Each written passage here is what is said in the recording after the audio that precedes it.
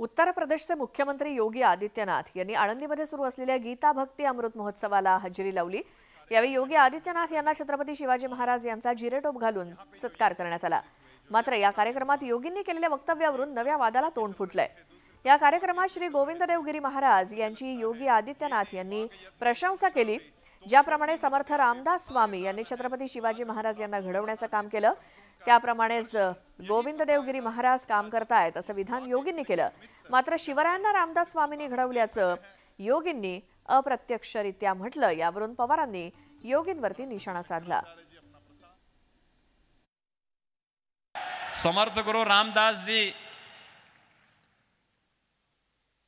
छत्रपति शिवाजी महाराज को यहीं से पैदा करते हैं। समर्थ गुरु रामदास जी ने छत्रपति शिवाजी महाराज का मार्गदर्शन करके किया था। वह काम आज गोविंद देव गिरी जी के सानिध्य में इस महाराष्ट्र के अंदर, देश के अंदर, दुनिया के अंदर हर सनातन धर्मावलंबी के मन में इस भाव को पैदा करने के लिए उनके सानिध्य में निरंतर चल रहा है। आमच्या दृष्टीने छत्रपती शिवाजी महाराजांचे कर्तृत्व याच्या पाठीमागे राजमाता जिजाबाई यांचे योगदान आहे।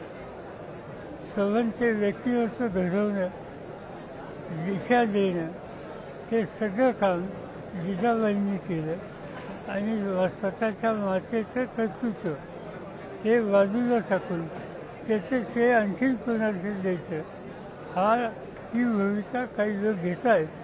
पण सगळ्या जगाला माहिती आहे की शिवाजी महाराजांचं स्वतःचं कर्तृत्व, स्वतःचे कष्ट आणि राजमातेचं मार्गदर्शन यामुळे हा इतिहास घडलेला आहे।